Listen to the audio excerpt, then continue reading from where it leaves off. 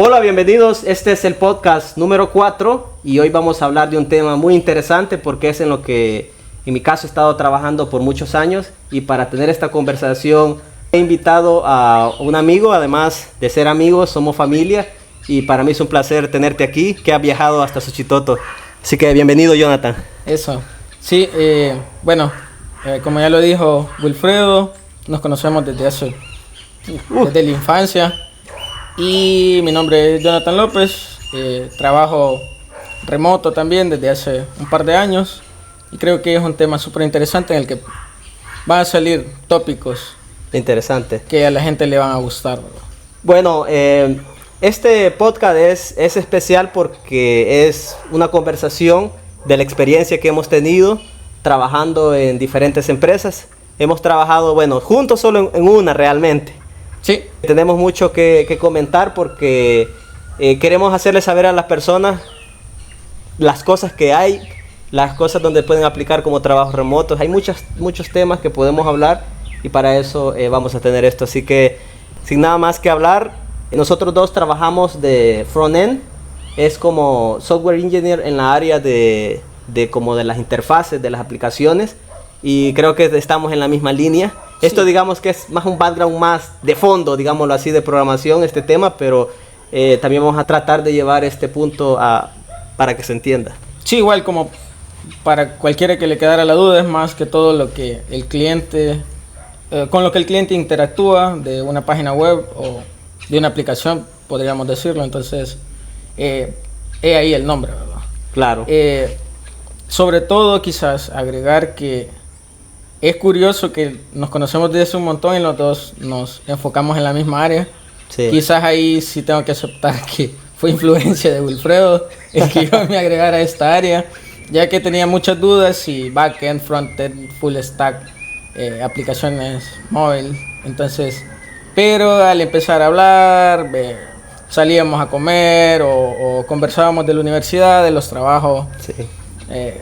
Entre otras cosas, ¿verdad? Me fui inclinando hacia esa área y pues creo que aparte de haber trabajado en pequeños proyectos juntos, ahora estamos en la misma empresa y pues súper genial.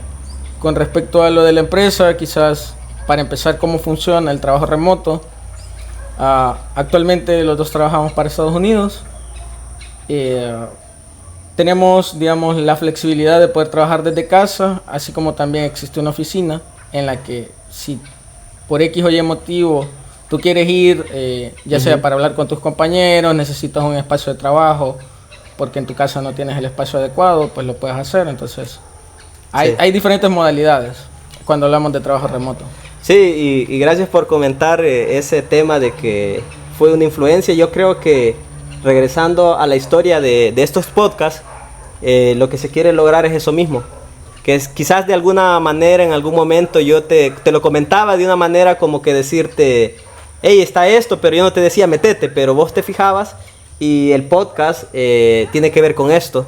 Y yo creo que para mí hablar de estos temas con Jonathan es especial porque hemos crecido, digámoslo así, en bastantes áreas, pero que al mismo tiempo no hemos perdido la esencia, que crecimos casi de la misma familia, hemos estudiado en la misma universidad, trabajamos en la misma empresa y pues ahora tenemos estas oportunidades. Y bueno, para mi caso es especial contar esta historia porque yo creo que muchos podemos influenciar a los demás, especialmente en los trabajos.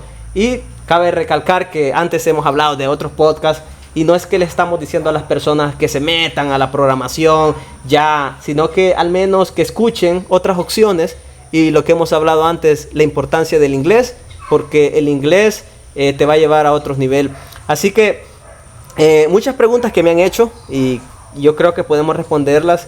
Me decían en un comentario el otro día dónde las personas pueden comenzar en el trabajo remoto, dónde pueden buscar. Entonces creo que hay muchas opciones y creo que podemos darlas a conocer. Sí, quizás, empezando quizás con el tema del trabajo remoto, hay dos modalidades que se manejan en El Salvador. Yo he trabajado en las dos. La primera es trabajar remoto desde tu casa para una empresa salvadoreña y trabajar remoto para una empresa fuera del país, ¿verdad? Cuando digo la primera, con el tema de la pandemia, pues se acrecentó demasiado el hecho de la necesidad de poder trabajar desde casa por las limitantes que habían, ¿verdad? Pero muchos ya gozábamos de ese beneficio de poder trabajar desde casa, a lo mejor no full time, pero sí 2-3 días a la semana. Sí. Ya teníamos esa posibilidad de poder decir, bueno, hoy no me voy a enfrentar al tráfico, me puedo administrar mejor, puedo cocinar en mi casa, etc. Cuando nos referimos a ese mercado, quizás si estamos en el área de tecnología, ya conocemos el grupo de empresas a las que podemos aplicar. Sí. Hay cierto, digamos, mercado en el que la gente empieza a ofertar de aquí te pueden dar trabajo remoto, en esta no, claro. Etcétera. Pero la punta de entrada para mí de cómo lograr un trabajo remoto, ya sea local como extranjero, es LinkedIn, al final, la red social, sí. ¿Verdad? La mayoría de personas que yo conozco o con las que he trabajado, o las personas brillantes que digamos que he conocido también, están todos en esa red social, que es una red social para buscar trabajo, en la cual uno pone su experiencia, los skills que domina, y obviamente existe una tercera parte, y es que no están solo las personas que quieren publicar su información, sino reclutadores, empresas, claro, que tienen acceso a esa información y ellos pueden validar el tipo de perfil que necesitan, ¿verdad? Aparte de las referencias que tus amistades pueden tener. Sí, claro. Y como vos lo decís, estoy totalmente en esa línea. En LinkedIn o LinkedIn, ustedes pueden crear un perfil, que es un perfil, por decirlo así, virtual o digital, es un currículum, pero que lo genial de eso es que ese currículum, cuando las personas buscan, por ejemplo, buscan un contador que pueda hablar inglés, entonces hace de que en Google ustedes sean encontrados a través de LinkedIn, o directamente cuando entran a LinkedIn pueden buscar a esa persona. Y es muy bueno que todos tengamos un perfil en LinkedIn, y no solo tener el currículum normal que tenemos en PDF o en Word, sino que es una manera para exponernos de qué realmente trabajamos. Y LinkedIn hace el trabajo por nosotros, porque te ayuda a mostrarte a reclutadores, y también pasa algo, y estas son historias que pasan cada día, que por ejemplo, ahora yo me quedo sin trabajo y yo escribo en la noche, hola amigos, he tenido un problema, me han despedido de mi trabajo, hay alguien que me pueda ayudar con un empleo. Y ellos normalmente, cuando ven esas historias, la gente comienza a compartir, como lo hace en Facebook, o a dar recomendar. Entonces eso ayuda a que las personas, entre comillas, puedan encontrar un trabajo más rápido. Eso no va a pasar en Facebook, no va a pasar en Instagram, no va a pasar en ninguna red social, sino que en LinkedIn. Sí, obviamente. Y la otra parte, al ser un medio de red social, tus ex compañeros o manager, PMs, claro, etcétera, pueden dejar su recomendación dentro de los comentarios, como esta persona hizo un gran trabajo en esta área. Entonces eso da visibilidad al post, aparte de volverlo viral, ¿verdad? Entonces hace que la visibilidad sea aún más grande, y no es el único beneficio que se tiene de la red social para mí, porque al final, claro, los reclutadores creo que es como la tool que más utilizan, sí. Ya que, bueno, las personas que tienen cierta experiencia no dejarán de mentir que la cantidad de mensajes que uno recibe semanales es demasiado grande. Muchas veces no respondemos porque definitivamente el tiempo no alcanza. Sí.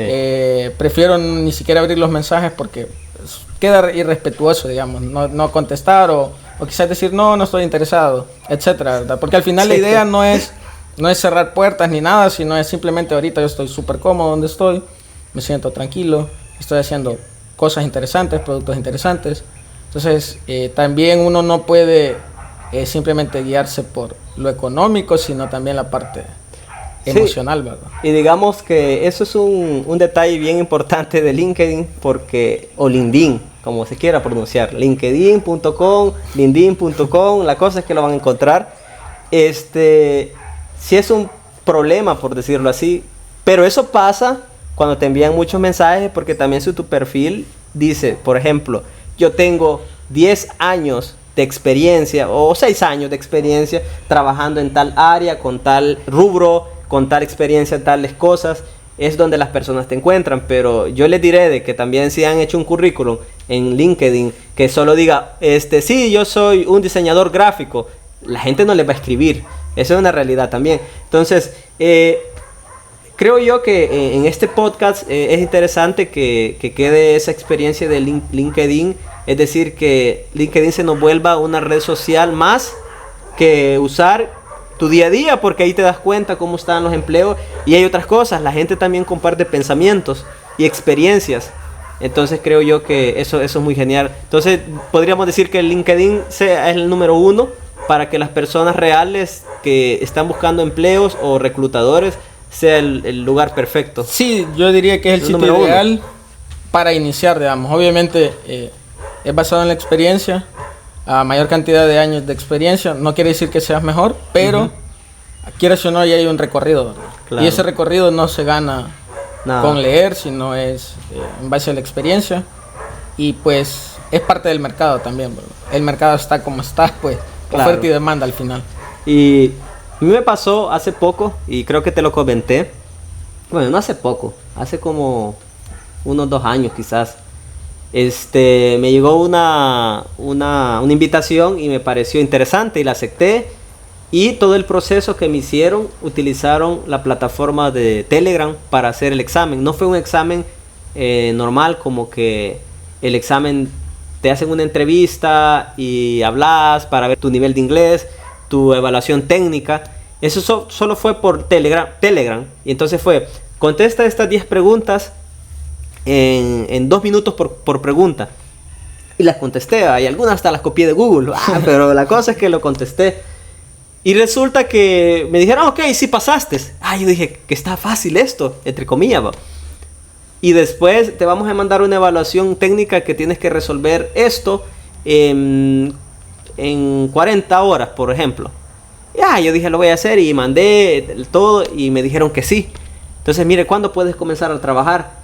Y yo me quedé con esa duda porque sentí que era como muy raro, muy rápido. Y dije yo, el próximo lunes, le dije yo, para ver, el día que comienzo a entrar a eso, me mandan un correo diciendo, el domingo tenés que tener toda tu configuración lista para comenzar a trabajar. Qué raro, dije, normalmente te dicen, el lunes comenzás y te dan una introducción y todo. Me pareció raro y yo dije, voy a dudar. Fui el lunes y me escriben, mira, ya tenés todo listo.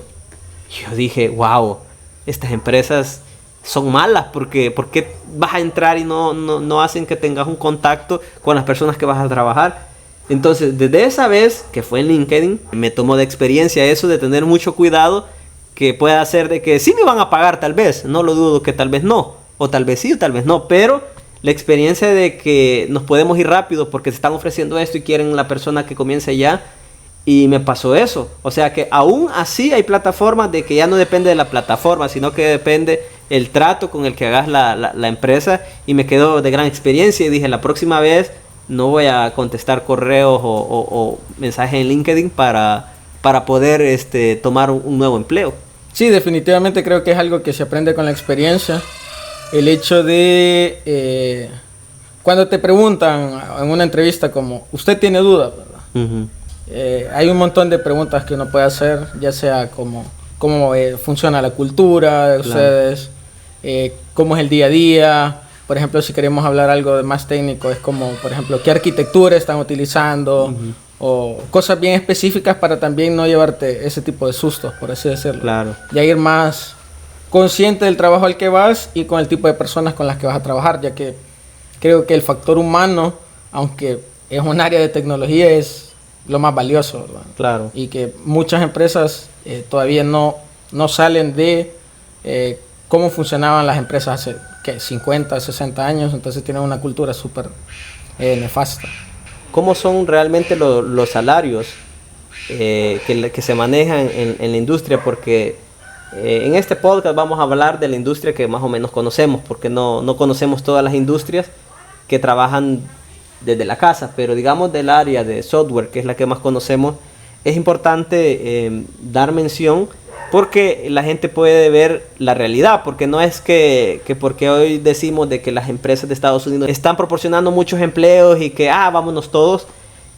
o sea, realmente cómo es que uno tiene que comenzar, porque eso es muy importante, porque he recibido mensajes también en Facebook preguntándome qué opino de que del salario que le ofrecen siendo una persona quizás sin experiencia. Entonces creo que es muy importante que nosotros hemos pasado por todo eso, o sea, comenzando desde lo más bajo y que pues hoy digamos que estamos mucho mejor, pero es bueno que la gente lo sepa y para ver en qué mundo se mete, porque no es que desde el primer día todo es claro como uno puede pensar. Sí, igual otro punto quizás que va de la mano es el nivel de seniority que decimos nosotros, pero eso es demasiado subjetivo también. Claro. Diferentes empresas tienen diferentes formas de medir el seniority de los ingenieros, ¿verdad? Entonces, dependerá mucho de cómo la empresa mida ese nivel, el salario al que vas a estar acoplado. Entonces, por lo general, la mayoría de empresas tienen como quizás un rango más o menos definido en el que quieren que los juniors estén, los mid estén y los seniors, ¿verdad? Obviamente también depende de cómo sea bueno negociando. No todos son súper buenos negociando. Hay quienes que se venden que parecen un diamante y pues te va sorpresas y viceversa, ¿verdad? Gente que se subvalora demasiado y que tienen un potencial demasiado grande que deberían tener salarios más altos. Con el tema de remoto, lo que últimamente, por lo que yo he estado revisando en el mercado, digamos, hay un rango bastante amplio dependiendo de la empresa a la que vayas a trabajar. Porque muchas empresas te pagan entrenamientos. Claro. En ese momento de entrenamiento, el salario obviamente va a ser bajo para que cumpla quizás tus necesidades y puedas no depender de tener otro trabajo temporal, ¿verdad? Es decir, quizás puede rondar entre 400 a 600, 700 quizás, mientras estás aprendiendo, por lo menos lo que yo he escuchado. Obviamente después de que termine ese entrenamiento el salto no es muy grande porque pues tampoco es como que tenga gran experiencia al solo salir. Esa clase de entrenamiento duran 3 meses, pero tenés una idea de hacia qué aspirar siendo junior, digamos, de aquí a un año. O obviamente muchas de las personas que aplican al entrenamiento creen que son junior o seguramente sean juniors, pero para la empresa a la que están aplicando no cumplen ni los requisitos mínimos de lo que ellos esperan que un junior haga. Entonces, el entrenamiento lo que busca es fortalecer esa área y completar los vacíos, ¿verdad? Entonces, cuando se completan esos vacíos, te dan el salario de un junior, digámoslo así. Entonces, ahí hay un rango demasiado grande, depende si es salvadoreña o extranjera, ¿verdad? Que puede ir desde $2-3 la hora o no sé cuánto a quizás unos 10 siendo junior, por ahí, por los que yo he conocido, quizás los que ganan más o menos bien de los juniors, quizás un poquito más.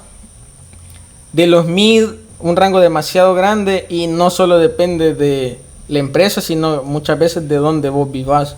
Es decir, depende del país en el que estés viviendo, tenemos realidades diferentes, ¿verdad? Sí. Por las necesidades que tienen que completar cada uno, quizás exige un poco más. Entonces el abanico va quizás hasta los 20, por ahí quizás. Vaya, depende de la empresa también. Pero digamos que se escucha bien genial cuando es para una empresa de Estados Unidos, fuera de El Salvador o de Centroamérica, que sea una empresa de Canadá, Estados Unidos, Europa. Los salarios que podemos comparar de lo que una empresa ofrece, siendo una persona que está comenzando, y otro comparándolo con un empleo aquí en El Salvador. O sea, ¿cuánto puede ganar una persona aquí en El Salvador, asumiendo que lo tienen para que esté aprendiendo? ¿Cuánto puede ganar así, un promedio? Digamos, si está como trainee, puede estar en unos 500 mensuales. De ahí hasta que, digamos, junior, mid junior, por ahí, 1200, 1500, un poco más tal vez. Y ya un senior ganaría, es bastante común que gane de 1800 en adelante. Ahí el abanico es demasiado grande porque como cada empresa mide diferente el seniority. Hay empresas que solo miden por la cantidad de años que trabajas, aunque seas súper malo, o igual puedes ser el mejor del equipo, pero como tenés un año de trabajo, no te consideran senior, ¿verdad? Entonces, pero esos $500 que vos mencionabas, y hasta yo no estoy al 100% seguro, que es una empresa de aquí de El Salvador, pero estamos asumiendo de que es una empresa que tiene un buen nivel, pero una empresa normal, chiquitita, sí, de que su área de informática no es la prioridad, no creo que le ofrezcan $500 al inicio. Definitivamente, si vas a aprender, muchas de las empresas te ofrecen pasantías que a lo mucho te dan viáticos. Sí. Y con viáticos hablamos de comida y a lo mucho $2 de pasaje. Porque eso, vivís en San Salvador, obviamente. Y eso está genial comentarlo porque, o sea, podemos mencionar nombres aquí en El Salvador. Y yo creo que las empresas que podemos ir a buscar esas oportunidades, hay que saber a cuáles. Porque no una empresa que diga, yo busco una persona con experiencia en tal y tal cosa. Esas empresas a veces solo es para cubrir necesidades dentro de la empresa y no es para el rubro exactamente del software, sino que es para una necesidad de la empresa, con lo que quiero decir que, por ejemplo, empresas populares en El Salvador que se dedican al desarrollo, solo desarrollo de software, es donde nosotros tenemos que apuntar, porque ahí es donde realmente los salarios van a ser muy buenos, entre comillas, desde un inicio, porque si no, se van a llevar sorpresas también. Sí, definitivamente. Bueno, quizás también el hecho de las redes ha hecho que quizás se viralice un poco más y se motive a que no nos vendamos por menos salario, ¿verdad? Claro. Entonces es común quizás en algunos grupos, mucha gente a lo mejor está sufriendo con salarios más bajos, que debería tener un salario quizás mejor, o seguramente sí. Y pues la viralidad de ese tipo de posts hacen que nos replanteemos que no estamos obteniendo el salario requerido, ¿verdad? Obviamente eso depende también del mercado para el cual esa empresa obtiene sus clientes. Uh-huh. Es decir, una empresa que solo tenga clientes salvadoreños, sus salarios van a ser muchísimo más bajos que empresas que trabajan para clientes fuera del país, ¿verdad? Obviamente tiene que ver porque si solo agarra proyectos del gobierno o proyectos de pequeñas empresas, obviamente no se le va a poder cobrar un montón de dinero a un mini super, a una tienda, a una farmacia, que a lo mejor es un sistema básico el que necesita. Entonces se buscan quizás soluciones un poco más de cajón, tratando de buscar algo que ya existe, medio acomodándolo. Entonces, como ese tipo de empresas trata de ahorrar costos, la forma más fácil de ahorrarse el costo es pagando menos. Claro. Definitivamente. Y hay mucha gente que trabaja así. Seguramente la mayoría de esas personas que trabajan en esas empresas son estudiantes o personas que quizás se han acomodado en ese tipo de empresas, ¿verdad? Quizás a lo mucho les duran los empleados 3, 6 meses y de ahí se mueven porque definitivamente la cultura o el salario no compensa todo el sacrificio, ¿verdad? Un tips que podemos dar es preguntarnos a través de este podcast. O sea, me pueden preguntar a mí y si yo no sé, le puedo preguntar a otras personas que estén en el rubro, porque parte de esta idea del podcast es para tener una voz, porque a veces las personas cuando buscan en Google, buscan en Facebook, a veces es como mucha información que habla de empleos y es como que dice tanto, te piden un montón de cosas, y creo yo que eso es una mala cultura que en El Salvador se vive en muchos países de Latinoamérica, con lo que no se vive en Estados Unidos, porque en Estados Unidos son directos a lo que buscan, al menos es lo que yo he visto, como que dice, yo quiero una persona que me ayude con el despacho de mi oficina y que pueda inglés y que pueda manejar Excel y que pueda hacer tal cosa, hasta ahí, y te vamos a ofrecer 1,200 o 1,500 al mes. Entonces creo yo que eso es muy importante destacarlo, porque nos pasa a muchos, no saben cómo preguntar, y estamos en grupos en Facebook y la gente pregunta, mira, y este empleo, ¿qué opinas de eso? Y es por eso mismo, porque lo pintan un gran formato así, de un montón de cosas que buscan, que seas hasta con maestría y un montón de cosas, que en la realidad cuando se meten a un rubro, y no solo en la tecnología, sino que en cualquier rubro, realmente las empresas de Estados Unidos son más claras y más directas, y cuando ustedes vean eso así es porque es una empresa que todavía le falta evolucionar un poco más para que uno vea que ese empleo sea un buen empleo, porque desde ahí puede ver uno, quizás este empleo es demasiado, o sea, lo que piden, entonces quizás no es el mejor lugar para ir a trabajar, eso es algo claro. La comparativa más fácil es los que piden ese montón de cosas buscan un portero, defensa, medio y delantero al mismo tiempo. Claro, un equipo que completo. se va a sudar todas las posiciones y va a ser el mejor en todo. Claro. Definitivamente no existen jugadores así, ni siquiera al nivel más alto. Entonces, menos tratar de buscar un empleado para cubrir ese tipo de posiciones, bro. Entonces, entre más claro sea lo que ellos buscan, permite, digamos, que las personas también se vayan especializando, que es otra de las claves al final para obtener un buen trabajo. ¿Necesitas conocer un poco de todo? Sí, definitivamente. La universidad te lo enseña, muy seguramente en la mayoría de casos, un poco de base de datos, móvil, web, backend, front. A lo mejor no es con lo que yo ya puedo trabajar, pero tengo un par de ideas, ¿verdad? Y luego, lo mejor para, digamos, encontrar un trabajo que se adapte a lo que yo quiero hacer y obtener un salario con el que yo me sienta cómodo es especializarme. Es decir, voy a incursionar en aprender front-end, back-end, móvil, iOS, Android, sí. o lo que sea. Al final es tratar de ser lo mejor que se pueda en esa área para así obtener mejor experiencia y que eso al final permite tener más alcance también. Y creo que venimos hablando de esto de hace un montón de años. Y creo que no hemos perdido esa línea. Y que puedo decir que sí nos equivocamos en ciertas cosas, pero la visión que tuvimos desde hace un par de años creo que es lo que nos ha permitido hablar ahora. Y te comento esto porque estos podcasts realmente es para, también como lo mencionaba antes, para dar un punto de vista de lo que vos estabas hablando. Que la universidad es muy importante y nunca vamos a decir que la gente no estudie, sino que a lo contrario, que estudie. Pero nosotros hemos aprendido, fuimos a la misma universidad también y aprendimos cosas. Aún de las cosas que aprendimos son la clave para poder dar esos pasos.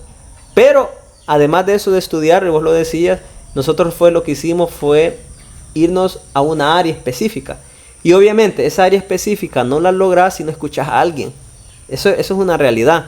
Y eso es bueno a veces involucrarse con otro tipo de personas que anden, como decimos acá, que anden en la jugada de este mundo. Porque es ahí donde te das cuenta, esta persona se dedica a desarrollar aplicaciones móviles. Ah, wow, entonces, ¿qué es lo que requiere esto? Hay personas que se dedican a hacer lógica, que es algo que la gente no ve, pero es lo que le dicen backend, y es otra área. Y viene la otra área en la que nosotros trabajamos, que son las más populares, que es de frontend, lo que el usuario usa. Entonces, eso, honestamente, en la universidad no lo enseñan. No lo enseñan, al menos en la que hemos ido y lo que hemos escuchado de otras universidades. Y es una tarea que nosotros la tenemos que hacer separada. Es una realidad. Pero sí, la universidad siempre es importante. Quizás uno de los temas que es un poco controversial en el área de ingeniería es el ego que los estudiantes tenemos. Nos creemos la última coca del desierto porque sabemos mate, sabemos física y que sí, sos la élite, ¿verdad? Que sos la mejor facultad, etcétera. Se escuchan un montón de cosas. Entre otras cosas que no somos muy buenos relacionándonos, tenemos esos estigmas, etcétera. Entonces, uno de los consejos que yo podría dar es rodearse de las personas más inteligentes. Quizás, por así decirlo de una forma vulgar, si sos el más ignorante, vas a ser el más beneficiado. Porque vas a aprender de demasiadas personas inteligentes y vas a poder potenciar todas tus capacidades. Es decir, vas a poder llenar un montón de áreas deficientes que vas a tener y que las otras personas ya tienen cierto recorrido, cierto conocimiento que te permiten, digamos, acortar tiempos que tú seguramente te tomaría mucho más el poder descubrir cuál es la mejor ruta a seguir, por así decirlo. Entonces, creo que en eso está también enfocado el podcast como tal, poder como discernir o dar una visión de cuáles son las mejores guías o rutas por las cuales cada persona ha ido y al final los oyentes pues van a poder decidir ellos desde su perspectiva. Sí. Cuando yo comencé a trabajar hace más o menos 9 años más o menos, comencé a trabajar con personas muy buenas en lo que hacían. Entonces yo los miraba a ellos y decía, esta persona me gusta cómo hace. Tal vez no lo decía, pero me fijaba.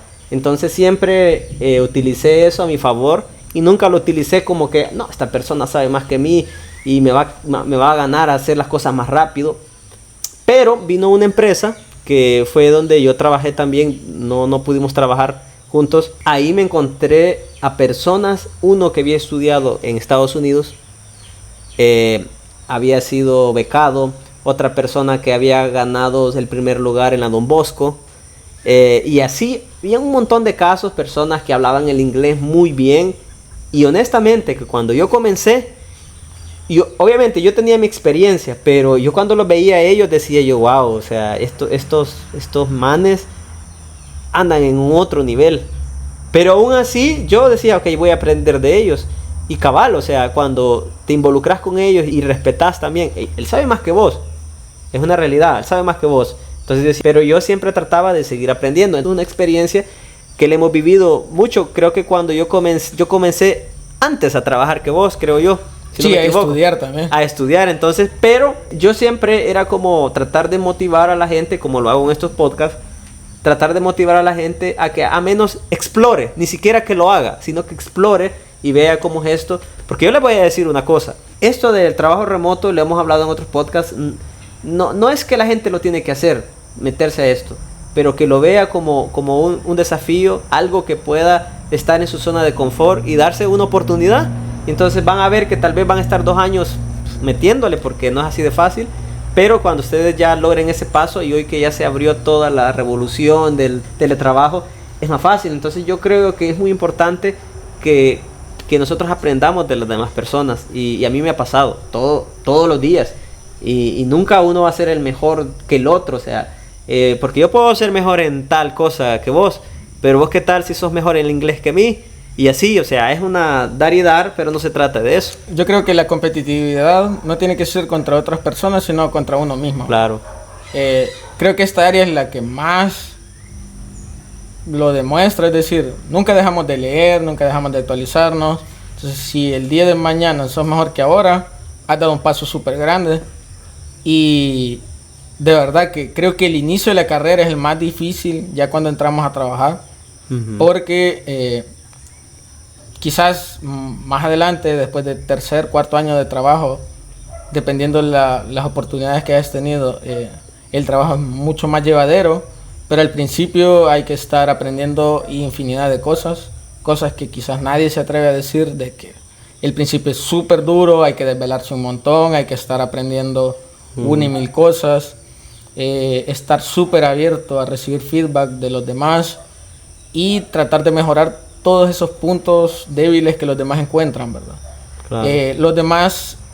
Los demás desarrolladores te los van a mencionar para que mejores, porque va a ser mucho más fácil revisar tu trabajo cuando ya tengas cierto nivel, ¿verdad? Entonces, entre más rápido mejores, el trabajo es mejor para todos. Entonces creo que dependiendo de la cultura en la que trabajes, es una de las áreas en las que mejor te vas a sentir, es decir, sí, la camaradería que puedes encontrar es súper buena y no hay egoísmo, siento yo.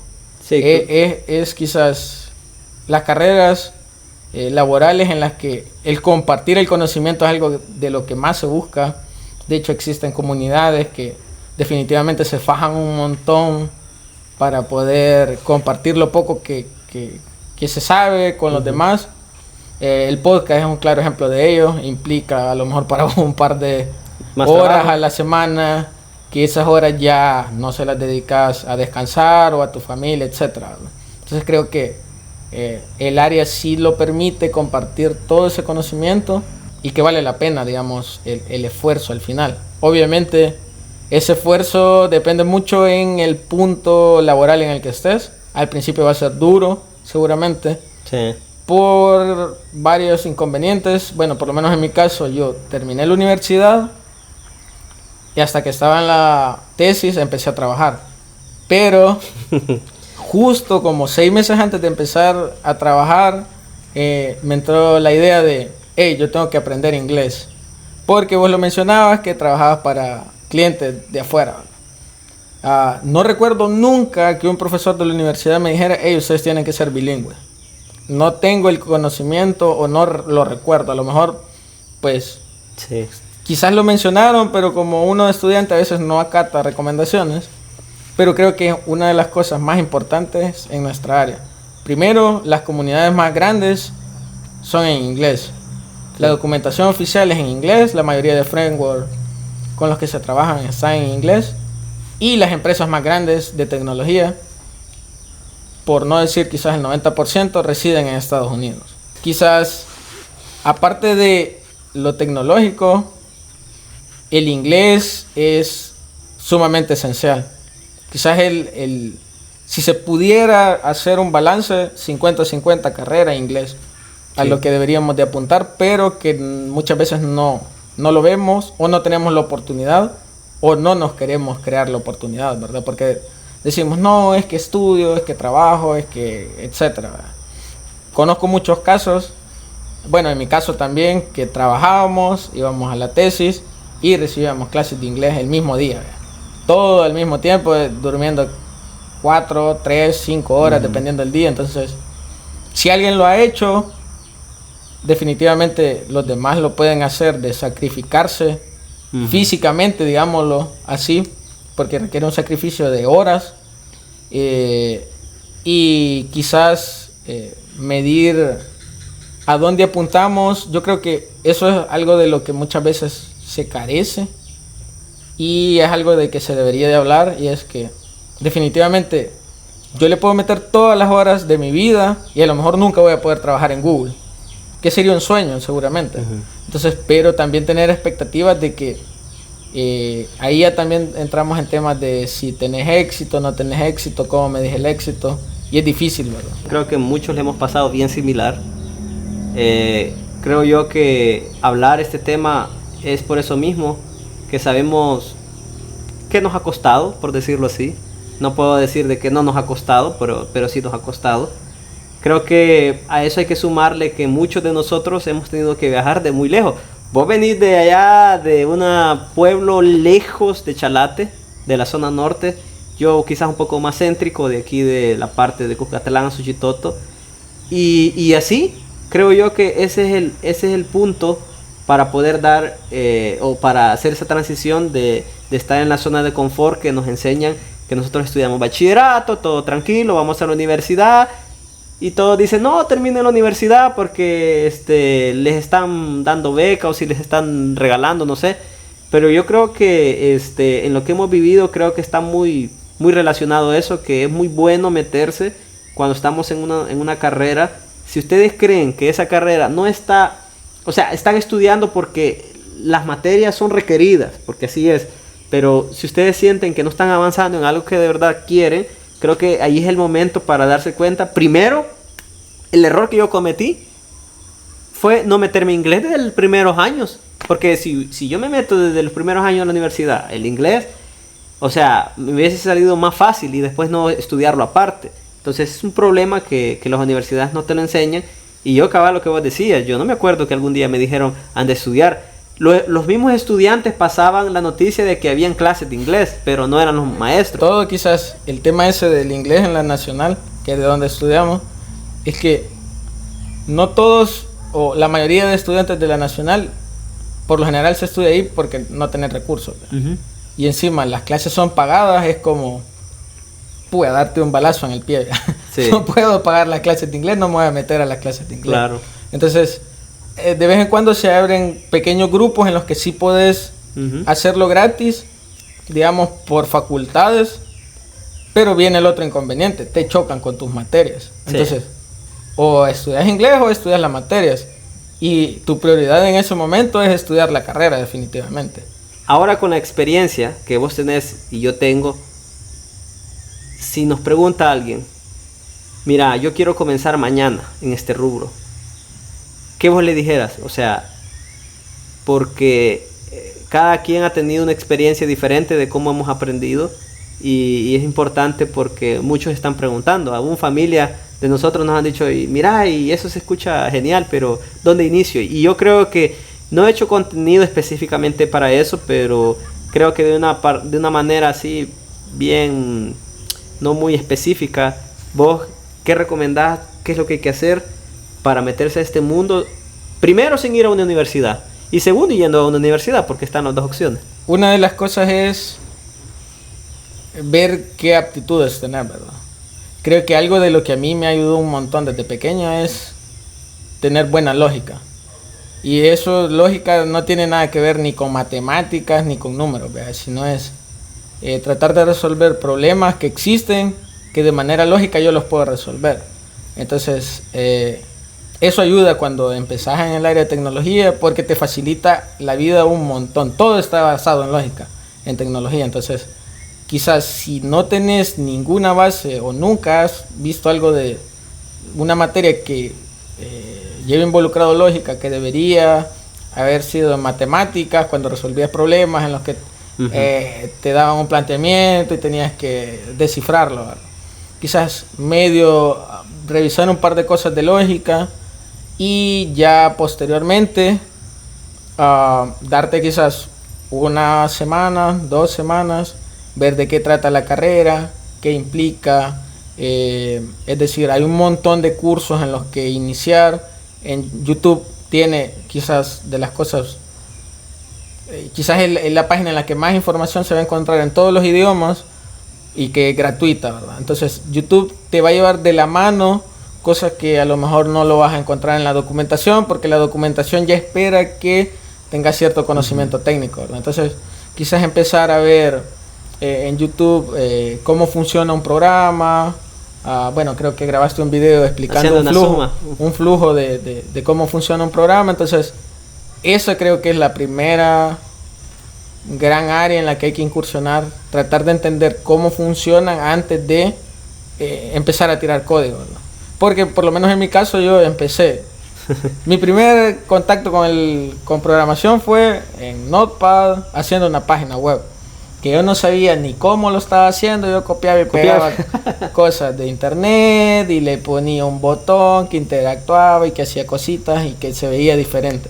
Entonces, pero eso es súper empírico. ¿Está bien? Sí, tenés una toma de contactos, pero no te va a dar una idea real de qué es lo que se hace. Obviamente hay demasiadas áreas, entonces por eso quizás una toma de contactos y ver todas las áreas que existen. Porque si yo quiero estar de cara a lo que el usuario interactúa, o no quiero que el usuario nunca jamás interactúe directamente con lo que yo hago, o me quiero enfocar en aplicaciones mobile, por así decirlo. Entonces creo que después de tener una pequeña toma de contactos con la tecnología o las áreas en las que se pueden trabajar, es como informarte más todas las áreas que existen.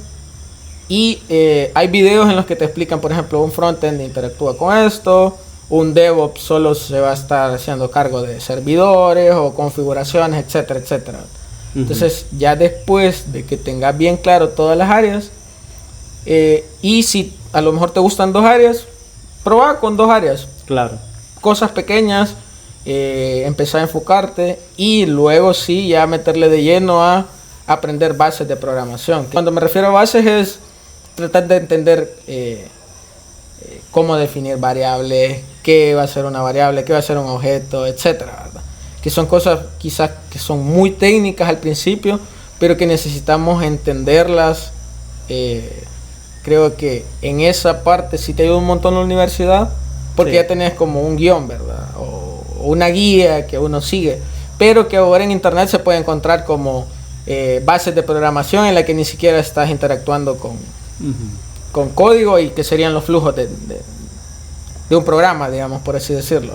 Este podcast, como lo hablaba al inicio, es bastante underground porque es bastante un poco técnico, pero la verdad es que es importante. No creo yo que en estos podcasts vamos a hablar algún día específicamente de código, pero eso que hablaba vos de la lógica de programación, justo yo hice el video por eso mismo, porque la lógica de programación o la lógica en general está basada, desde mi punto de vista, en cuestiones cotidianas.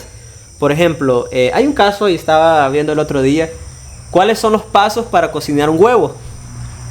Pues. Entonces, los pasos para cocinar un huevo, voy a decir mi forma, cómo lo haría. Yo tengo que ir a ganar el dinero primero tengo que tener dinero en mi cartera, después ir a la tienda, comprar los huevos que yo necesito, después caminar a mi casa o manejar a mi casa y en ese momento si voy a cocinar, agarro los huevos que traigo y agarro una cacerolita y los pongo a cocinar y espero a que estén cocinados, ya sea estrellado o picado.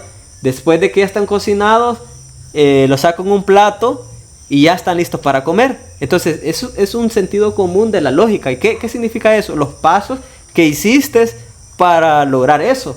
Y esa es la realidad en la programación. Eso es un programa. Eso es un programa de paso.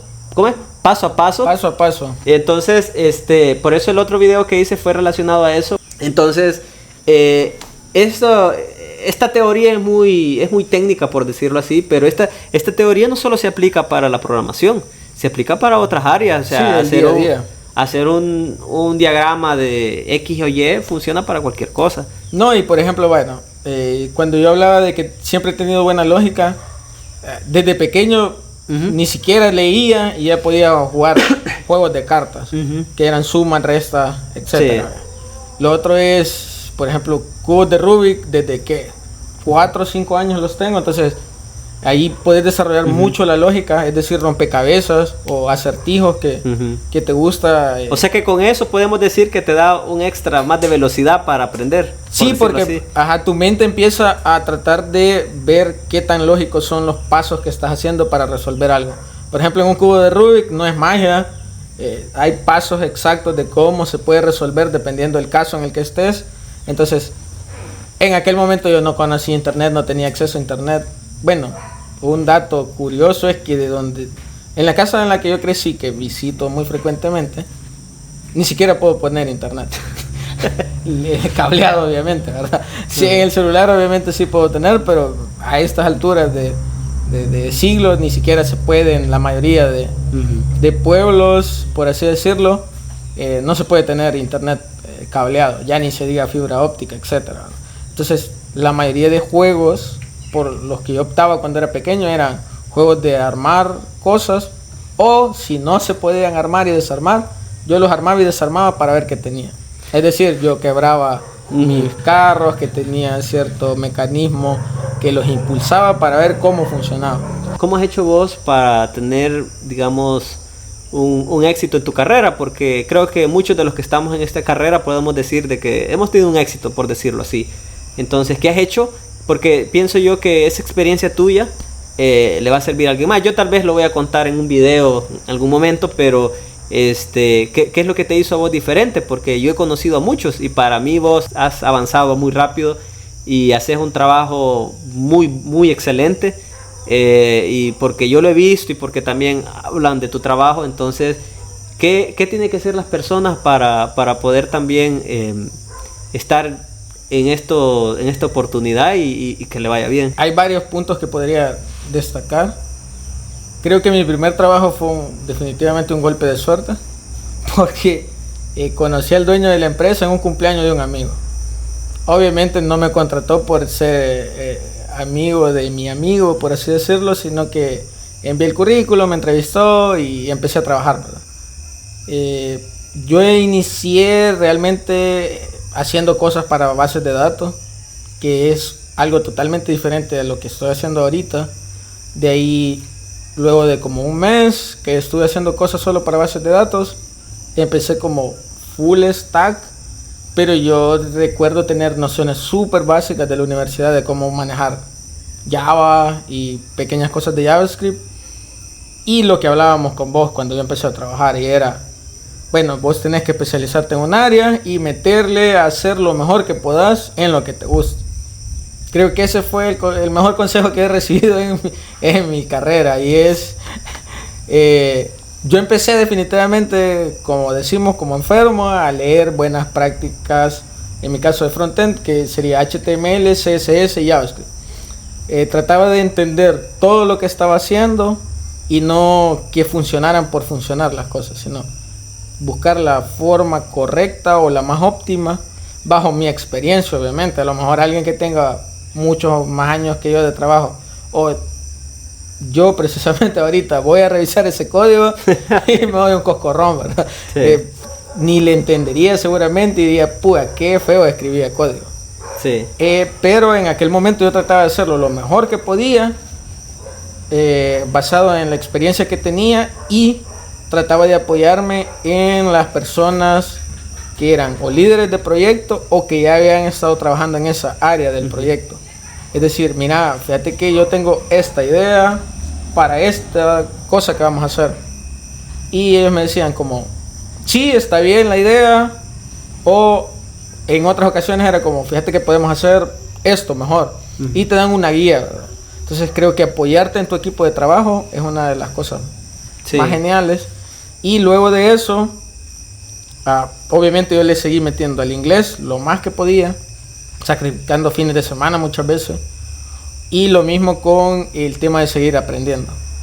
Creo que en los primeros años yo leía entre 5 a 6 artículos diarios. A lo mejor era muchísima información, pero cuando hablo de artículos, a mí me costaba mucho más porque eran artículos en inglés que en teoría debería durar la lectura 3 minutos, pero yo por tratar de entender completamente el artículo me tardaba 15 minutos. Entonces le dedicaba quizás hora y media, 1 hora a leer cosas que sabía que me iban a beneficiar en lo que yo estaba haciendo. ¿Cuál fue tu pensamiento para tomar esas decisiones? Porque, o sea, la verdad, hay mucha gente de que ha ido a estudiar o que no ha ido a estudiar, y todos estamos en las mismas circunstancias, pero hay de 100, hay 5 personas que se salen de ese mundo, por decirlo así. ¿Qué vos hiciste? Y para con esto decir de que no hay barreras, pues. Mi primera toma de contacto con la tecnología fue en el instituto haciendo una página web, pero eso ni siquiera me lo daban en clase. A mí me gustaban los videojuegos, tuve una computadora que básicamente la usaba para jugar, porque no tenía acceso a internet, entonces en un disquete iba, me copiaba un juego y lo ponía en mi compu, ¿verdad? Entonces, cuando estaba en el instituto había un curso que daban que se llamaba Operación Red o algo similar, en el que te enseñaban ofimática más un poquito de HTML. Entonces creo que eso fue lo que a mí al final me impulsó más por decantarme en la carrera. Además de eso, algo a recalcar es que eso eran los fines de semana. Yo no estudiaba bachillerato en el pueblo donde vivo, sino que alquilaba en otra ciudad, en Chalate. Entonces tenía que irme ya en la tarde noche para poder llegar a mi casa el fin de semana y ver un rato a mi familia. O sea que, digamos, desde tu bachillerato ya no estabas viviendo en tu casa. Sí. O sea, ya estabas pensando en cómo moverte.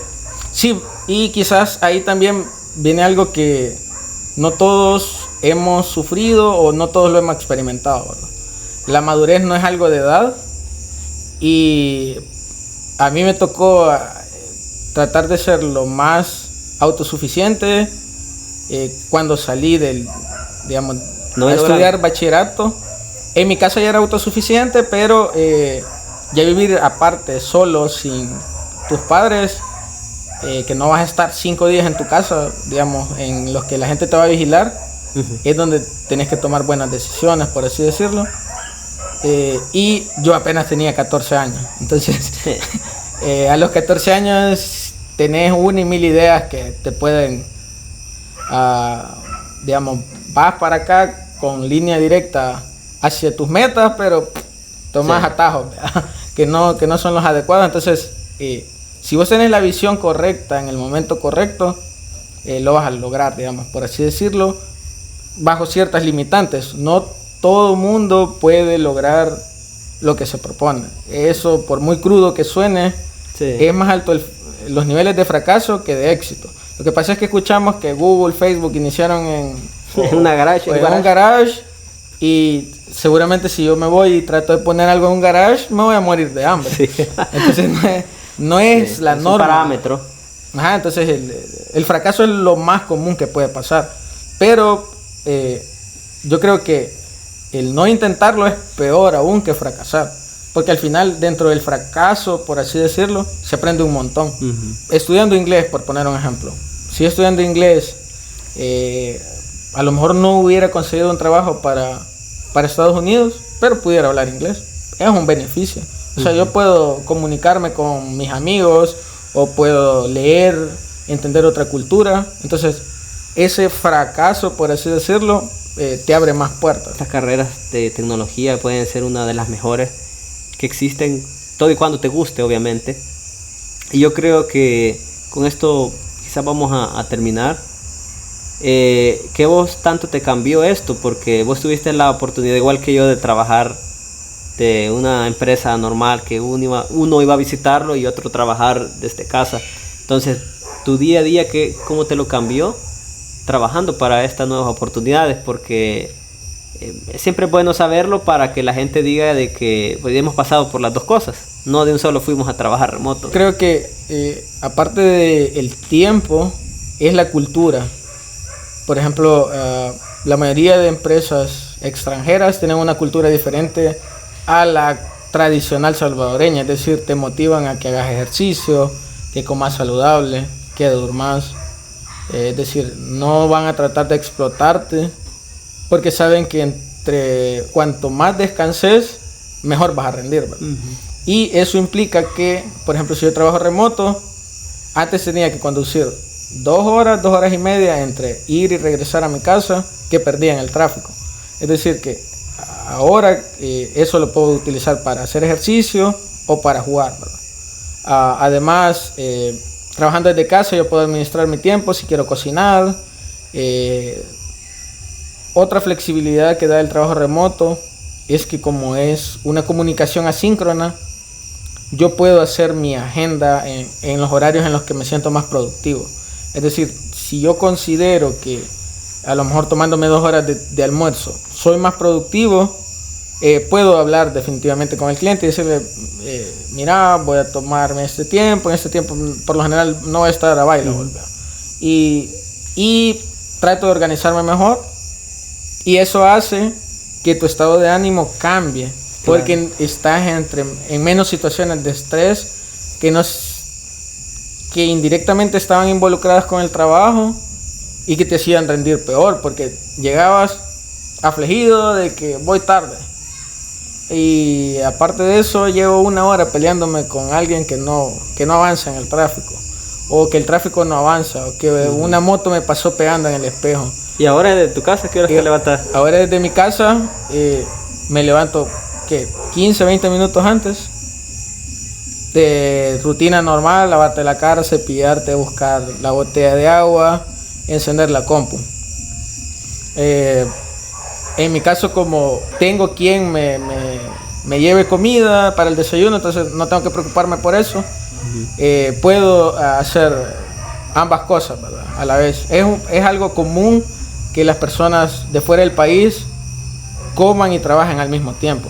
Es decir, obviamente no me voy a tardar 1 hora comiendo y no estar siendo productivo, ¿verdad? Es algo ya que se va aprendiendo y te administras de mejor manera tu tiempo. Sí, para mí, con este podcast, poder contarle a la gente nuestra experiencia, para mí es genial, y nos vamos a seguir viendo, así que te agradezco por el tiempo que has hecho venir hasta aquí. No, gracias a vos. La verdad es que ojalá a alguien le sirva el podcast como tal.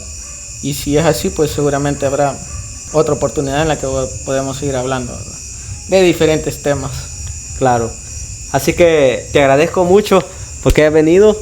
Y este ha sido el podcast número 4. Este es uno de los podcasts más informativos, pero la verdad de muchas cosas, de experiencias que hemos vivido, y que esto les va a servir a las personas que quieran comenzar o quieran preguntarme. Y si yo no sé contestar algo, tengo muchos amigos o familia, bueno, en este caso familia, pero amigos a quien les puedo preguntar también.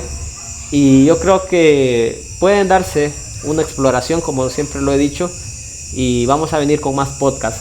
Obviamente no todos van a ser de música o de tecnología, podemos hacer podcasts de otras cosas, porque creo que tengo muchas personas que conozco. Así que gracias por el tiempo en ver este podcast. Lo vamos a seguir viendo TikTok, Instagram, Facebook, YouTube, y cualquier cosa nos la hacen saber. Así que gracias por el tiempo.